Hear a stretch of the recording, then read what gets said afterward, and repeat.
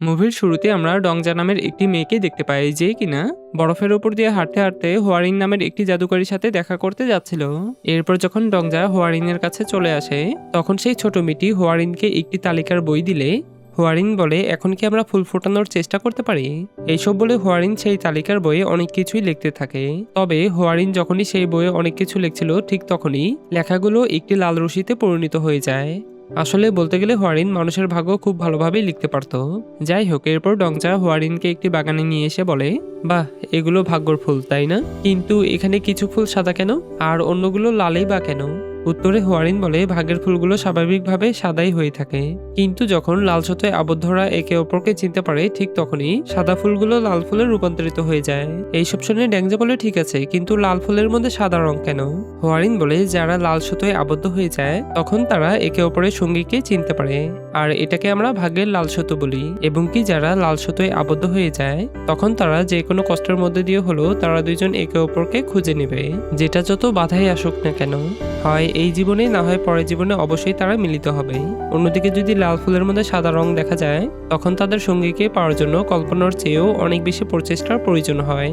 আর এছাড়াও তো পৃথিবীতে অনেক খারাপ মানুষ রয়েছে, আর মূলত সেই খারাপ মানুষগুলোই তাদের দুজনকে একে অপরের থেকে অনেকটাই দূরে রাখে। ড্যাংজা বলে, তাহলে কেনই বা তাদেরকে এত কঠিন ভাগ্য দেওয়া হয়? হোয়ারিন বলে, যদিও ভালোবাসা সবসময় সবকিছু জয় করে না, বরঞ্চ এটি মানুষের আত্মাকে আরো শক্তিশালী করে তোলে। এই কারণেই আমি তাদের বন্ধন এইভাবেই বনি। আর এরপরে আমরা যুবরাজ লি ক্যাং ও তার স্ত্রী ক্যাং ইয়নুলকে দেখতে পাই, এবং কি সেই সময় যুবরাজ তার স্ত্রীকে চুপ করে দেখছিল। ঠিক এমন সময় ইয়নুলের হাতে একটি সাদা ফুলের পাপড়ি পড়লে তখন তার পাশে থাকা একটি পরিচারিকাকে বলে, যদি তোমার হাতে একটি সাদা ফুলের পাপড়ি পড়ে তাহলে তোমার প্রথম প্রেম সত্য হবে। আর এসব বলার মাঝেই ঠিক তখনই যুবরাজের হাতে একটি সাদা ফুলের পাপড়ি পড়ে যায়। এরপর যখনই যুবরাজ ও তার স্ত্রী একে অপরের সামনে এসে দাঁড়ায় তখন তো তারা দুজন কিছুক্ষণের জন্য একদম স্তব্ধ হয়ে যায়, এবং কি সেই সময় আমরা অনেক সুন্দর একটি দৃশ্যও দেখতে পাই। তবে একটি পর্যায়ে যুবরাজ তার স্ত্রীর হাতে একটি আংটি পরিয়ে দেয়, আর তখনই হোয়ারিন বলতে থাকে যদি তারা লাল সুতোর পথ অনুসরণ করত তাহলে তারা দুইজন চিরকাল সুখে থাকতো। এইসব বলার মাঝে আমরা দেখতে পাই যুবরাজের স্ত্রী পানিতে পড়ে আত্মহত্যা করেছে। কিন্তু এইসব দেখে তো যুবরাজ তার চোখকে একদমই বিশ্বাস করতে পারছিল না যে তার স্ত্রী আত্মহত্যা করেছে। আর এতে করে যুবরাজ প্রতি রাতে তার স্ত্রীকে নিয়ে দুঃস্বপ্ন দেখত, এবং কি প্রতি রাতে যুবরাজ তার স্ত্রীকে ভীষণভাবে মিস করত, কেননা যুবরাজ তার স্ত্রীকে ভীষণ ভালোবাসতো। কিন্তু একটি পর্যায়ে আমরা দেখতে পাই যুবরাজের হাত দিয়ে যেন একটি লাল রশি বের হচ্ছে, আর এছাড়াও সেই লাল রশিটি একটি অজানা পথের দিকে যেতে শুরু করে। এরপর আমরা ডংগং নামের একটি প্রাসাদ দেখতে পাই, যেখানে রাজদরবারের একটি মন্ত্রী সভায় সকল মন্ত্রীরা যুবরাজের বিয়ে নিয়ে অনেক চিন্তিত ছিল, এবং কি সেই সময় এক এক মন্ত্রী যুবরাজকে এক এক রকমের উপদেশ দিয়ে যাচ্ছিল। কিন্তু যুবরাজের এইসব কথা শোনার কোনো ইচ্ছেই ছিল না, কিন্তু তা সত্ত্বেও সে জোর করে এইসব কথা শুনছিল, কেননা সে তার মৃত প্রাক্তন স্ত্রীকে অনেক ভালোবাসে। এর জন্য লি ক্যাং সে যে আবারও বিয়ে করবে সেই কথাটি তার মাথাতে আনতেই চাচ্ছে না। তবে একটি পর্যায়ে এক মন্ত্রী বলে ওঠে, শুনেছি আপনার সাথে নাকি আমাদের বামপন্থী প্রধানমন্ত্রী কিম হান চিউলের একমাত্র মেয়ে কিম উইহির সাথে নাকি আপনার বিয়ে ঠিক হয়েছে। এইসব শুনে লি ক্যাং বলে, তাহলে সর্বশেষ আমাদের বামপন্থী মন্ত্রীর একমাত্র মেয়ে ক্রাউন প্রিন্সেস হতে চলেছে। যাই হোক, তবে আমি তার মেয়েকে বিয়ে করতে একদমই রাজি। আর হ্যাঁ, এখানে আমরা দেখতে পাই যে যুবরাজের বাবা গিয়ম সিয়ং এই রাজ্যের রাজা হওয়া সত্ত্বেও কেন যেন সে বামপন্থী মন্ত্রীর কোনো কথার বাহিরেই যেত না। বলতে গেলে রাজার চেয়ে হান চিউলের পাওয়ার ছিল অনেক বেশি। যাই হোক, এরপর আমরা দেখতে পাই রাত হলে বৃষ্টির মধ্যে মনের কষ্টে যুবরাজ তার তীর দিয়ে ধনুক চালাতে থাকে। তারপর সকাল হলে যুবরাজ তার বাবার কাছে গিয়ে বলে, কেউ হয়তো আমার স্ত্রীকে খুন করে আত্মহত্যার নাটক সাজিয়েছে, দয়া করে আমার স্ত্রী যে আত্মহত্যা করেনি সেটি প্রমাণ করুন। তার বাবা বলে, তুমি ভুল ভাবছো, সে আত্মহত্যাই করেছে। যুবরাজ বলে, সে আত্মহত্যা করতে যাবেই বা কেন? আর এর পেছনে তো কোনো কারণ থাকতে হবে, তাই না? তার বাবা বলে, আমি তাকে আত্মহত্যা করতে বলেছি। যুবরাজ বলে, বাবা তুমি এটি কেন করেছো? তার বাবা বলে, আমি যদি এটি না করতাম তাহলে তার জায়গায় আজ তুমি মারা যেতে, এবং কি তোমাকে বাঁচাতে যেয়ে তোমার মা আর তোমার স্ত্রী তোমার জন্য জীবন দিয়েছে। এখানে আমরা দেখতে পাই যুবরাজের রানীকে বিষ পানের মাধ্যমে মারতে গিয়ে সেই বিষটি ভুলবশত তার মা খেয়ে ফেলেছিল, এতে করে যুবরাজের মাও মারা যায়। তখন এইসব ভেবে যুবরাজ বলতে থাকে, আমি কখনই এটি কামনা করিনি, আর তাছাড়াও তারা কার জন্য আসলে মারা গেল। এইসব ভেবেই যুবরাজের অনেক কষ্ট হতে থাকে এবং সে নিজেকে দোষ দিতে থাকে। এরপর যুবরাজ তার স্ত্রী ও তার মায়ের কবরের কাছে এসে বলে, তোমাদের নিশ্চয়ই ঠান্ডা লাগছে তাই না? আর তোমরা কেনই বা আমার জন্য মারা গেলে? আর আমি কখনোই চিন্তা করিনি তোমরা যে আমার জন্য এরকমটা করবে, তাই আমিও তোমাদের কাছে খুব শীঘ্রই আসছি। এইসব বলে যখনই যুবরাজ বিষ খেতে যায় তখনই বামপন্থী মন্ত্রী এসে ধনুকের মাধ্যমে যুবরাজকে বিষ খেতে বাধা দেয়। তারপর যখনই বামপন্থী মন্ত্রী সেখানে চলে আসে তখন যুবরাজ বলে, কেন আপনি আমাকে বিষ খেতে বাধা দিলেন? বামপন্থী মন্ত্রী বলে, মহামান্য, আমাদের এখনো আপনাকে অনেক দরকার। আপাতত আপনি দয়া করে বাঁচুন, আপনার যখনই কাজ শেষ হয়ে যাবে তখন আপনি মরতে পারেন। আর এটা প্রাসাদের নতুন আইন, তাই মহামান্য আপনি চাইলেও মরতে পারবেন না। যুবরাজ বলে, আপনি কি মনে করেন আমি কি আদৌ আপনার কথা শুনবো? আর আপনার মেয়েকে কি আমি কখনো বিয়ে করব? যাতে সে রাজপ্রাসাদের উত্তরাধিকারী হয়? সে বলে, হ্যাঁ, তোমাকে অবশ্যই এটি করতে হবে, আর এর কারণেই আমি তোমার স্ত্রীকে হত্যা করেছি। তখন এইসব শুনে তো যুবরাজ একদম স্তব্ধ হয়ে যায় এবং বলে, তুমি আমার স্ত্রীকে হত্যা করেছো আর তুমি এই কথাটি প্রকাশ করছো, তাহলে কেন? সে বলে, জানার ফলে কোনো কিছুই বদলায় না মহামান্য, কেননা কেউ আমাকে শাস্তি দেওয়ার সাহস করে না, এর জন্যই আমি তোমাকে সত্যটা বলেছি। আর তুমি কি করছো? প্রতিশোধ নেওয়ার বদলে তুমি আত্মহত্যা করতে যাচ্ছ, তাই না? সে আরো বলে, কত দুর্বল তুমি, বুঝতে পেরেছো? আর তুমি যদি পুরুষ হয়ে থাকো তাহলে তুমি আমার প্রতি প্রতিশোধ নিয়ে দেখাও। এইসব বলে বামপন্থী মন্ত্রী সেখান থেকে চলে যায়। অন্যদিকে আমরা পার্ক ডালি নামের একটি মেয়েকে দেখতে পাই যে কিনা একজন লবণ ব্যবসায়ী ছিল এবং কি সে ছিল দরিদ্র পরিবারেরই একটি মেয়ে। আর এছাড়াও সে প্রত্যেকের বাড়িতে গিয়ে গিয়ে লবণ বিক্রি করত। তবে এর পাশাপাশি সে একটি গুপ্ত কাজ করত, সেটি হলো কোনো পরিবার যদি কোনো বিধবা মেয়েকে যদি আত্মহত্যার জন্য বাধ্য করে তখন পার্ক ডালি সেই বাড়িতে গিয়ে লবণ বিক্রির অভিনয় করে সেই সব বিধবা মেয়েদেরকে রক্ষা করত।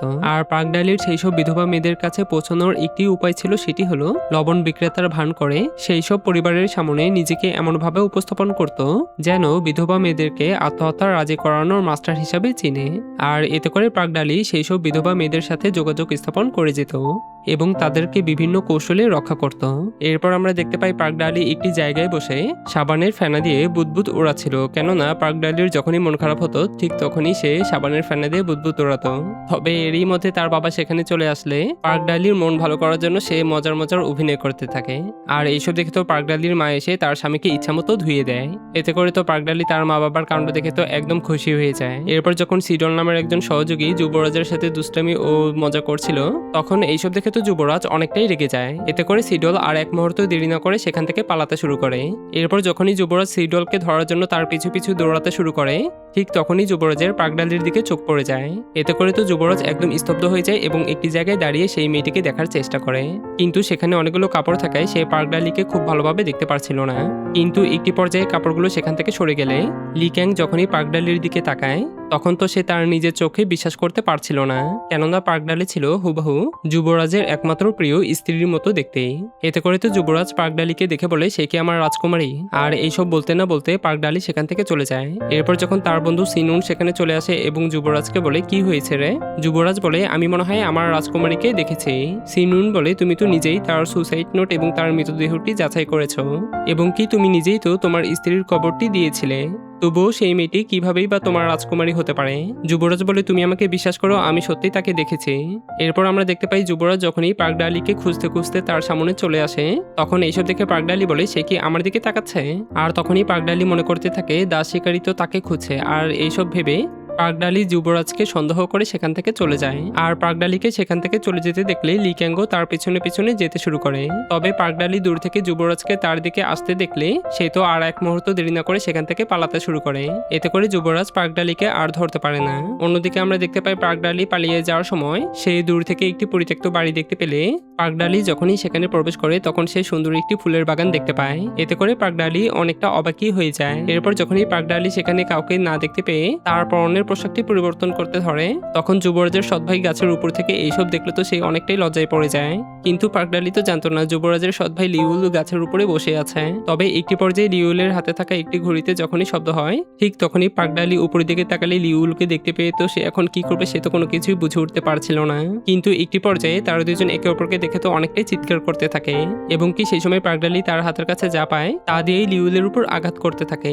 এর ফলে তার হাতে থাকা ঘড়িটি পার্ক ডালির মাথার উপরে পড়লে সেই তো সেখানেই অজ্ঞান হয়ে যায়। এর পাশাপাশি লিউলের ঘড়িটিও ভেঙে যায়। এরপর যখন পাগডালির ঘুম ভেঙে যায় তখন লিউল বলে, তুমি কি জানো আমি তোমাকে নিয়ে কতটা চিন্তিত ছিলাম? পাগডালি বলে, আমি ঠিক আছে, আর আমার জিনিসপত্র কোথায়? এইসব বলে যখনই পাগডালি তার জিনিসপত্র নিয়ে সেখান থেকে চলেই যাচ্ছিল তখন লিউল বলে, তুমি যেতে পারবে না, কারণ তুমি আমার ঘড়িটি ভেঙেছো। এর কারণে তোমাকে আগে জরিমানা দিতে হবে, তারপরেই তুমি এখান থেকে যেতে পারবে। পাগডালি বলে, আপনি তো অদ্ভুত মানুষ, আর আমি কখনই বা আপনার ঘড়িটি ভাঙলাম বলুন তো? অথচ আপনিই তো আমার মাথার উপর সেই ঘড়িটি ফেলে দিয়ে ভেঙে ফেলেছেন, আর এখন আমারই উপর দোষ দিচ্ছেন, তাই না? লিউল বলে, ঠিক আছে, তাহলে তুমি সেখানে চিৎকার করলে কেন? পাগডালি বলে, আমি তো আমার পোশাকটি পরিবর্তন করতে যাচ্ছিলাম, তখন সেই সময় আপনাকে দেখে তো আমি অনেকটা চমকে গিয়েছিলাম আর চিৎকার করেছিলাম, বুঝেছেন? আর কেই বা এরকম ঘড়ি গাছের উপরে নিয়ে যেয়ে বসে থাকে বলুন তো? লিউল বলে, আমি এত কিছু শুনতে চাই না, তুমি ক্ষতিপূরণ দিয়ে এখান থেকে যেতে পারবে, ঠিক আছে? তার আগে এক পাও নড়তে পারবে না। এইসব বলে লিউল একটি পাহারাদার সেখানে রেখে সেখান থেকে চলে যায়। এর কিছুক্ষণ পর আমরা দেখতে পাই পাগডালি সেখান থেকে পালিয়ে যাওয়ার জন্য পাগডালি সেই পাহারাদারকে বলে, আমার পেটটা কেন যেন হঠাৎ করেই অনেক ব্যথা করছে, তাই আমাকে বাথরুমে যেতে হবে, তাই আপনি এখান থেকে সরে যান। এইসব শুনে সেই পাহারাদার একটি পাত্র দিয়ে বলে, আপনি বরং এটাতেই কাজ সেরে ফেলুন, দেখো কাণ্ড। পাগডালি বলে, কি আশ্চর্য, আপনার কি কোনো লজ্জা শরম নেই? আর আমি মেয়ে হয়ে এটি কিভাবে বা করতে পারি? এরপরে আমরা দেখতে পাই পাহারাদার পাগডালিকে একটি ওয়াশরুমে রেখে বাহিরে পাহারা দিচ্ছে। তবে একটি পর্যায়ে সেই পাহারাদারের সামন দিয়ে লাল রঙের পোশাকে পরানো একটি মেয়ে সেখান থেকে চলে গেলে যখনই সেই ওয়াশরুম থেকে আওয়াজ হয় তখন সেই পাহারাদার দরজাটি খুললে একটি মেয়েকে দেখতে পায়। আসলে এখানে পাহারাদার বুঝতে পারে সে আসলে হয়তো একজন দাসীর ড্রেস চেঞ্জ করে সেখান থেকে পালিয়ে গিয়েছে।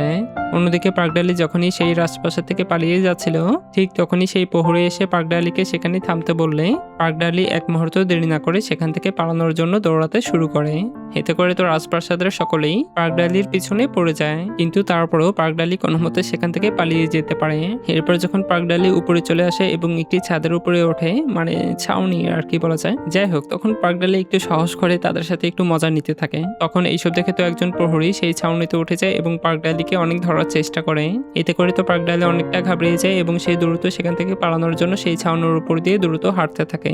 তবে একটি পর্যায়ে ছাউনির সীমানাটি শেষ হয়ে গেলে পাগডালি বাধ্য হয়ে নিচে লাফ দিলে সেই মুহূর্তে পাগডালি যুবরাজের উপরে পড়ে যায়। এতে করে যুবরাজ তার দুহাত দিয়ে পাগডালিকে ধরে ফেলে, আর এছাড়াও তো সে পাগডালিকেই খুঁজছিল, আর তার সামনে তো পাগডালিকে দেখে সে একদম স্তব্ধ হয়ে যায়। তখন পাগডালি যুবরাজের এইসব চাউনি দেখে তো সে একদম অবাক হয়ে যায়। কিন্তু একটি পর্যায়ে আমরা আবারও অতীতে চলে গেলে দেখতে পাই পাগডালি তার স্বামীকে বাঁচানোর জন্য সেখানে থাকা বরফের পানিতে লাফ দেয়। এতে করে যখনই পাগডালি পানির গভীরে তলিয়ে যাচ্ছিল ঠিক তখনই একজন পরিচারিকা হর্নান সেখানে চলে আসলে হর্নান এক মুহূর্ত দেরি না করে যখনই পাগডালিকে বাঁচাতে যায় তখন হর্নান দেখতে পায় সে অজান্তেই অন্য একটি জগতে চলে এসেছে এবং কি হান্নান দূর থেকে পাগডালিকে দেখতে পায়। এতে করে সেই পাগডালির কাছে আসলে সেই জাদুকরী হোয়ারিন এসে হান্নানকে বলে, তার হাতে যে চিহ্নটি দেখতে পাচ্ছ সেটি হলো লাল সুতোয় আবদ্ধ হওয়ার চিহ্ন।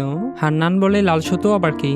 হোয়ারিন বলে, এটি এমন একটি সুতো যা কিনা তাদের ভাগ্যর সাথে সংযুক্ত করে, আর এখন যেহেতু তার ভাগ্যে লাল সুতোটি বন্ধ হয়ে গিয়েছে তাই তার সমস্ত স্মৃতি ও অতীতের সাথে সব সম্পর্ক মুছে গিয়েছে, আর তুমি তাকে সেই স্মৃতিগুলো মনে করা থেকে বিরত রাখবে এবং কি তার আত্মার সঙ্গীর থেকেও দূরে রাখবে। আর যেহেতু তাদের সুতোটি ছিঁড়ে গিয়েছে তাই তাদেরকে আরো শক্তিশালী শক্তির সাহায্যে তাদেরকে আবারও একত্রিত করবে। আর এইসব বলে শেষ হলে হান্নান পাগডালিকে নিয়ে বর্তমান জগতে চলে আসে। আর এইসব দেখে তো হান্নান অনেকটা অবাক হয়ে গেলে সে হোয়ারিনের কথা মতো পাগডালি যে যুবরাজের রানী ছিল সে একে একে সব প্রমাণগুলো সরাতে থাকে। এরপর যখন পাগডালির জ্ঞান ফেরে তখন পাগডালি হান্নানকে দেখে চিনতে না পারলে হান্নান বলে, তুমি পানিতে পড়ে গিয়েছিলে আর এতে করে তুমি তোমার স্মৃতিশক্তি হারিয়ে ফেলেছ, আর এখন থেকে তোমার নাম পাগডাল আর আমি তোমার খালা। যদিও তুমি আমার রক্ত নও তারপরও তুমি একজন আমার পরিবারের মতোই এবং কি তুমি একজন ধনী হান ইয়ং পরিবারের দাস ছিলে, কিন্তু যখন তোমার বয়স 5 তখন তোমার পরিবার তোমাকে নিয়ে পালানোর সময় তোমার মা বাবা সেখানেই মারা গিয়েছিল, আর তুমি একমাত্র যে সবেমাত্র বেঁচে ছিলে, তাই তুমি কখনোই হানিয়ন প্রাসাদে যাবে না। তবে হান্নান এই অংশটুকু সত্য কথা বললে পাগডালির হাতে সেই লাল রশিটি আবারও মিটমিট করছিল। আর ঠিক তখনই আমরা আবারও সেই আগের সিনে চলে আসি যেখানে আমরা অতীতের কথা বলা শুরু করেছিলাম, যেখানে পাগডালি ও যুবরাজ তাদের দুইজনকে একে অপরকে দেখে তো তারা দুইজন তাদের থেকে চোখেই সরাতে পারছিল না। অন্যদিকে আমরা দেখতে পাই আংশিকভাবে সেই ফুলটি আবারও লাল হওয়া শুরু করেছে। এইসব দেখে হোয়ারিন বলতে থাকে, তাহলে অবশেষে মেয়েটি তার সঙ্গীকে খুঁজে পেয়েছে। এইসব বলে হোয়ারিন সেখান থেকে চলে যায়। অন্যদিকে পাগডালি যখনই তার আইডি কার্ড খুঁজতে খুঁজতে লিউলের কাছে চলে আসে লিউল তাকে তার আইডি কার্ডটি দেখালে পাগডালি বলে, এটি আপনি কখন নিলেন? লিউল বলে, আমি তো তোমাকে আগেই বলেছিলাম পালানোর কথা কখনোই ভাইব না। ঠিক তখনই যুবরাজ সেই আইডি কার্ডটি নিলে দেখতে পায় সেই আইডি কার্ডে পাগডালি লেখা। এতে করে পাগডালি বলতে থাকে, আমি বোরিংয়ের পাক পরিবারের সারাইখানার একজন ফেরিওয়ালা। যুবরাজ বলে, তুমি বোরিংয়ে কেন গিয়েছিলে? পাগডালি বলে, কারণ সেটি আমার জন্মস্থান আর সেখানে আমার খালা থাকে এবং কি সেখানে আমার মা বাবাও রয়েছে। এতে করে যুবরাজ হালকা স্বরে বলতে থাকে, তোমার আবার মা বাবা কোথা থেকে আসলো? পাগডালি বলে, এটা আবার কেমন প্রশ্ন? সে আরো বলে, যেদিন থেকে আমি জন্মেছি সেদিন থেকে আমার মা বাবা রয়েছে। এইসব শুনেও তো যুবরাজ তার কোনো কথা বিশ্বাসই করছিল না, কেননা যুবরাজ প্রতি মুহূর্তেই পাগডালি যে তার আসল স্ত্রী সেটি প্রমাণ করার জন্য উঠে পড়ে লেগেছিল। এবং কি আমরা আবারও অতীতে গেলে দেখতে পাই, যুবরাজ যখন তার স্ত্রীকে নিয়ে নৌকায় করে ঘুরছিল তখন আমরা তার স্ত্রীর নাকে একটি ছোট তিল দেখতে পাই। এরপর আমরা আবারও বর্তমান সময়ে আসলে দেখতে পাই যুবরাজ পাগডালির নাকের দিকে তাকালে সে দেখতে পায় পাগডালির নাকের কোনো তিলেই নেই। এমতো অবস্থায় হঠাৎ করেই পাগডালি বলে ওঠে, এখন কয়টা বাজে? লিউল বলে, রাত 9টার মতো বাজে। কেন, কি হয়েছে? পাগডালি বলে, আমার কিছু গুরুত্বপূর্ণ কাজ আছে, তাই আমাকে এখন যেতে হবে। এইসব বলে পাগডালি সেই বিধবা মেয়েটিকে বাঁচানোর জন্য চলে গেলে সেই সময় লিউল পাগডালির ব্যাগ থেকে অনেকগুলো বই ও একটি কাপড়ের মধ্যে লেখা দেখতে পেলে যুবরাজ তার লেখাটি দেখলে দেখতে পায়, রাত 9টা থেকে 11টার মধ্যে তুমি তোমার আত্মহত্যা সম্পন্ন করো। এখানে যুবরাজ পাগডালিকে ভেবে নেয় পাগডালি হয়তো বিধবা মেয়েদেরকে আত্মহত্যার রাজি করানোর কাজ করে। অন্যদিকে আমরা হান্নানের আপন খালা ও খালুকে দেখতে পাই, যেখানে তারা দুইজন পাগডালির নকল মা বাবার রোল প্লে করছিল। তবে তারা পাগডালির নকল মা বাবা সাজলেও তারা দুইজন পাগডালিকে নিয়ে অনেক চিন্তা করত এবং কি তারা পাগডালিকে তাদের নিজের মেয়ের মতোই ভাবত। যাই হোক, এরপর যখন হিও নামের সেই মেয়েটি পাগডালির কথা মতো বাড়ি থেকে বের হয়ে যায়, ঠিক তখনই হিওর পিছনে পিছনে একদল অনুচরকে দেখতে পাই। আর এই অনুচরগুলোকে তারই শ্বশুর শাশুড়ি মিলে হিওর পিছনে লাগিয়ে দিয়েছিল যেন তার মৃত্যুটি নিশ্চিত হয়। কিন্তু একটি পর্যায়ে পাগডালি তাদের সামনে অন্য একটি ছদ্মবেশে হাজির হয়। এতে করে পাগডালি তাদেরকে বিভিন্ন কথার মাঝে ফাঁসিয়ে তাদেরকে বিভিন্ন কৌশলে তাদেরকে সেখানে আটকিয়ে রাখে। আর এরই মাঝে হিও সেখান থেকে চলে গিয়েছিল। এতে করে তারা আর হিওকে ফলো করতে পারে না। এর কারণে পাগডালি তাদেরকে ছেড়ে দিয়ে সেখান থেকে চলে যায়। তারপর যখন পাগডালি একটি কাঠের বক্সের কাছে চলে আসে এবং যখনই সে বক্সটি খোলে তখনই সে হিওকে দেখতে পায়। আর এতে করে তো পাগডালি অনেকটাই খুশি হয়ে যায়। এরপর যখন পাগডালি সেই কাঠের বক্সটি তার কাঁধে করে নিয়ে যাচ্ছিল তখনই পাগডালি তার সামনে অনুচরগুলোকে দেখতে পায়। এতে করে সে যখনই অন্য একটি পথ দিয়ে যেতে যাচ্ছিল তারপরও সে তার সামনে সেই অনুচরগুলোকে দেখতে পায় এবং কি সেই সময় অনুচরের লিডার পাগডালির আসল পরিচয় বুঝে ফেলে।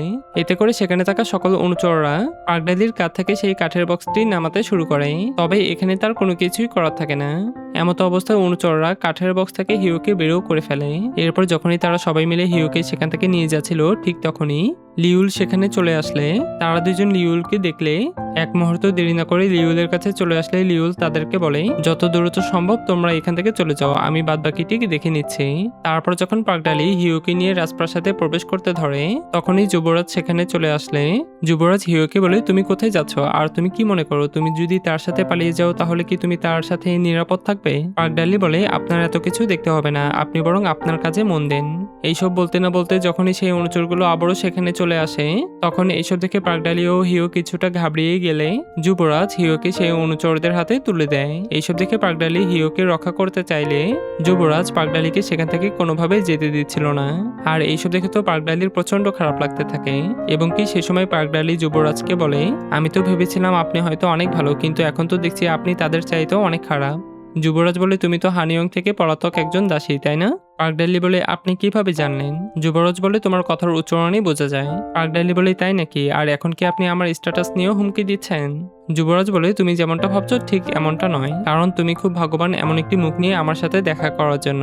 সে আরো বলে, এছাড়াও তো তুমি বিধবা মেয়েদেরকে আত্মহত্যা করতে উৎসাহিত করছো, যা তুমি একজন মেয়ে হয়ে তুমি কিভাবে বা এইসব কাজ করতে পারো? আর এটা তো তোমার জন্য অনেক ঘৃণার। পাগডালি বলে, যদি খারাপ সেজে মানুষের উপকার করতে পারি তাহলে সেটাই তো অনেক ভালো, তাই না? আর এইসব শুনে তো যুবরাজ একদম অবাক হয়ে যায়। আর তখনই আমরা অতীতে গেলে দেখতে পাই একটি জায়গায় যখন তার স্ত্রী যুবরাজকে গল্প শোনাচ্ছিল তখন যুবরাজ বলে, গল্পের মানুষটিকে তো অনেক খারাপ মনে হচ্ছে। এইসব শুনে তার স্ত্রী বলেছিল, খারাপ মানুষের অভিনয় করে যদি মানুষদের বিপদ থেকে রক্ষা করা যায় তাহলে তো ভালো, তাই না? এরপর আমরা বর্তমানে চলে আসলে যুবরাজ মনে মনে বলতে থাকে, এটা কিভাবে সম্ভব হতে পারে? আর তখনই সে পাগডালিকে বলে, আচ্ছা বলতো, যদি ঝরে পড়া কোনো ফুলের পাপড়ি তোমার হাতে পড়ে তারপরে লাইনটি কি হবে? পাগডালি বলে, আচ্ছা বলুন তো, আপনাকেই কেন আমি এইসব কথা বলতে যাব? আর আপনার মতো অসভ্য তুচ্ছ লোকের সাথে কথা বলার আমার কোনো ইচ্ছা নেই, তাই আমি এখান থেকে চলে যাচ্ছি। এইসব শুনে যুবরাজ বলে, আচ্ছা আমি যদি সেই মেয়েটিকে উদ্ধার করি তাহলে কি তুমি আমার এই উত্তরটি দিবে? তবে এখানে পাগডালি কোনো কিছু না বললে যুবরাজ বলে, তোমার নীরবতায় আমি হ্যাঁ হিসেবেই বেছে নিব। সে আরো বলে, তোমার পায়ে ক্ষত রয়েছে, তাই তুমি বরং আমাদের রাজপ্রাসাদে চিকিৎসা নাও।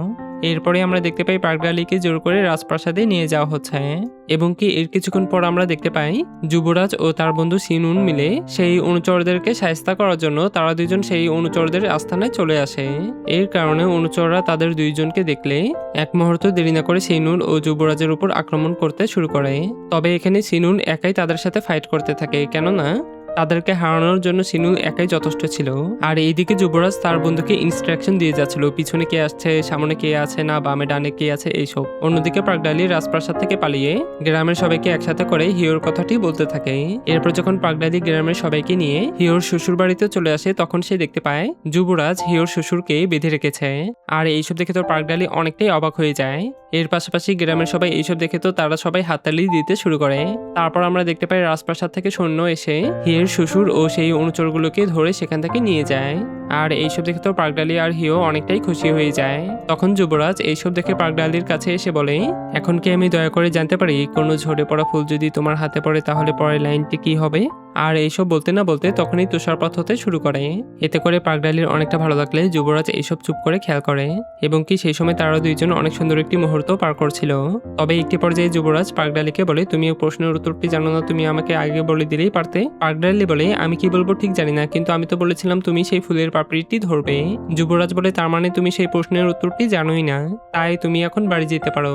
তখন পাগডালি যুবরাজকে আটকে বলে, আপনার সাথে এখনো আমার কথা শেষ হয়নি, আর সেই মেয়েটিকে বাঁচানোর জন্য আপনাকে অনেক ধন্যবাদ। যুবরাজ বলে, তোমার আমাকে ধন্যবাদ দেওয়ার কোনো প্রয়োজন নেই, কেননা আমি সেটি নিজের জন্যই করেছি। এবং কি সেই সময় যুবরাজ তার মৃত স্ত্রীর কথা মনে করলে যখনই যুবরাজের চোখ দিয়ে পানি পড়তে থাকে তখন নীরব দৃষ্টিতে পাগডালি যুবরাজের দিকে চুপ করে তাকিয়ে থাকে। কিন্তু একটি পর্যায়ে যখনই পাগডালি যুবরাজের চোখের পানি মুছে দিতে ধরে তখন যুবরাজ পাগডালির দিকে তাকালে পাগডালি বলে, আমি আসলে অনেক দুঃখিত, আমাকে ক্ষমা করে দিন। যুবরাজ বলে, তুমি কি আসলে আমাকে সান্ত্বনা দিতে চাইছো? কিন্তু এখানে তো তোমার কোনো অধিকার নেই, আর এছাড়াও আমি প্রতি রাতে আমার মৃত স্ত্রীকে নিয়ে আমি দুঃস্বপ্ন দেখতে পাই, আর এটা যে কতটা খারাপ লাগে তুমি সেটা কিভাবেই বা বুঝবে, তাই তুমি বরং এখান থেকে চলে যাও।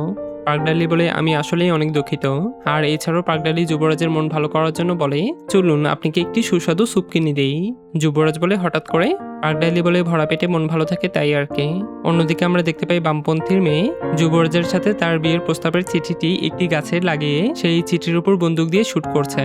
এখানে আমরা বুঝতে পারি বামপন্থীর মেয়ে কোনোভাবেই যুবরাজকে বিয়ে করতে রাজি নয়, কেননা বামপন্থীর মেয়ে উইহি যুবরাজের সৎ ভাই লিউলকে ভালোবাসত। যাই হোক, এরপর যখন পাগডালি ও যুবরাজ মিলে তুষার বৃষ্টির মধ্যে দিয়ে এক পা দুপা করে সেই সুপের দোকানের দিকে যাচ্ছিল ঠিক তখনই পাগডালির নকল মা বাবা পাগ বো কিয়ং ও কি হং মিলে পাগডালিকে ডাক দিলে তখন পাগডালি তার মা বাবাকে দেখে তো অনেকটাই ঘাবড়িয়ে যায়। এতে করে পাগডালি যুবরাজকে বলে, আমাকে মাফ করে দিয়েন, আগামীকাল না হয় এখানে আমরা দেখা করব, আর কালকেই না হয় আপনাকে স্যুপ খাওয়াবো, ঠিক আছে? এইসব বলে পাগডালি দ্রুত সেখান থেকে চলে যায়। কিন্তু তারপরও যুবরাজ পাগডালির দিকে চুপ করে তাকিয়েই থাকে। এরপর আমরা দেখতে পাই পাগডালির মা বাবা পাগডালিকে বলছিল, এমনিতেও আমরাও পলাতক, আর তুমি যেভাবে ঘুরছো আর তোমার মুখ তো স্পষ্ট দেখা যাচ্ছে, আর তুমি যদি এইভাবে ঘুরতে থাকো তাহলে তো তুমি খুব শীঘ্রই ধরা পড়ে যাবে। পাগডালি বলে, আমি সহজেই ধরা পড়বো না, এবং কি আমি ধরা না পড়ার জন্য আমার নাকের তিলটিও সরিয়েছি, আর আমি এটাও জানি তোমরা ডাঙ্গং প্রেসাদে আগে কাজ করতে, কিন্তু তোমরা দুইজন পালিয়েছো তোমরা একে অপরকে ভালোবাসার জন্য, আর সেখানে তোমরা দাসদাসীর কাজ করতে, তাই না? আর এইসব শুনে তো তারা দুইজন অনেকটাই অবাক হয়ে যায়। যাই হোক, এরপর সকাল হলে আমরা দেখতে পাই পাগডালি তার মা বাবার জন্য একটি চিঠি লিখে গেছে, যেখানে লেখা ছিল, আমি শুধু এক বাটি স্যুপ নিতে যাচ্ছি, তাই তোমরা কোনো চিন্তা করো না, আর আমি এখনই ফিরে আসবো। এইসব দেখে কি হং বলে, দেখেছো আমাদের মেয়ের কত সাহস হয়েছে, সে এক বাটি স্যুপের জন্য সে তার নিজের জীবনকে ঝুঁকিতে ফেলছে। অন্যদিকে আমরা দেখতে পাই যুবরাজ পাগডালির জন্য সেই জায়গাতেই অপেক্ষা করছে যেখানে পাগডালির আসার কথা ছিল। এরপর আমরা দেখতে পাই পাগডালি যখনই স্যুপ আনার জন্য বাজারের মধ্যে দিয়ে হাঁটছিল তখন একটি অচেনা ব্যক্তি এসে পাগডালিকে বলে, এই মেয়েটি একটি চোর। এইসব বলে যখনই সেই অচেনা ব্যক্তিটি পাগডালিকে সেখান থেকে নিয়ে যেতে ধরে ঠিক তখনই পাগডালি সেই ব্যক্তিকে মাটিতে ফেলে দেয়। কিন্তু একটি পর্যায়ে যখনই সৈন্যরা সেখানে চলে আসে তখন সেই ব্যক্তিটি তাদেরকে বলে, এই মেয়েটি আমার একটি জিনিস চুরি করে নিয়েছে। পাগডালি বলে, আমি কেন আপনার জিনিস চুরি করতে যাব? তারপর যখনই একজন সৈন্য এসে পাগডালির ব্যাগটি চেক করে তখন পাগডালি অচেনা একটি ধাতুর বার দেখতে পেলে সেই ব্যক্তিটি বলে ওঠে, এটা তো আমার, আর আমি তো আগে বলেছিলাম সে একজন চোর, দেখেছেন? আর এইসব দেখে তো পাগডালি কোনো কিছুই বুঝে উঠতে পারছিল না তার সাথে আসলে কি হচ্ছে। তবে একটি পর্যায়ে পাগডালিকে বিচার করার জন্য রাজপ্রাসাদে নিয়ে যাওয়া হয় এবং কি চুরি করা দেয় আইনমন্ত্রী পাগডালিকে উদ্দেশ্য করে বলে, ফেরিওয়ালাদের নিয়ম ভাঙার জন্য তাকে মাদুরে জড়িয়ে 30টি বেতের খাত করো ও তার 2 পা কেটে ফেলো। এর কারণে আমরা দেখতে পাই পাগডালিকে একটি মাদুরে জড়িয়ে সেখানে থাকা সৈন্যরা যখনই পাগডালির উপর বেতেরাঘাত করতে যায়, ঠিক এমন সময় যুবরাজ সেখানে চলে আসে। এতে করে পাগডালি ও যুবরাজ তারা দুজন একে অপরের দিকে দূর থেকে চেয়ে থাকে। এরপর আমরা দেখতে পাই যুবরাজ পাগডালির কাছে এসে পাগডালিকে উদ্ধার করে। এরপর আমরা দেখতে পাই যুবরাজ পাগডালির কাছে এসে তার হাতের বাঁধনটি খুলে দেয়। তখন পাগডালি বলে, আপনি এখানে কিভাবে আসলেন? যুবরাজ বলে, তুমি তো আমাকে একটি প্রতিশ্রুতি দিয়েছিলে, তাই না? এইসব বলে যুবরাজ তার হাতটি পাগডালির দিকে আগিয়ে দেয়। আর এইসব দেখে তো পাগডালি এক দৃষ্টিতে যুবরাজের দিকে চেয়ে থাকে। আর এর মধ্যে দিয়ে দ্বিতীয় এপিসোডটি এখানেই শেষ হয়ে যায়। আর হ্যাঁ, প্রতি বৃহস্পতিবার বা শুক্রবারে 14টি এপিসোডের মধ্যে থেকে দুইটি করে এপিসোড আপলোড করা হবে। যাই হোক, তো আজ এই পর্যন্তই। দেখা হচ্ছে পরবর্তী কোনো একটি ভিডিওতে। আল্লাহ হাফেজ এন্ড টেক লাভ।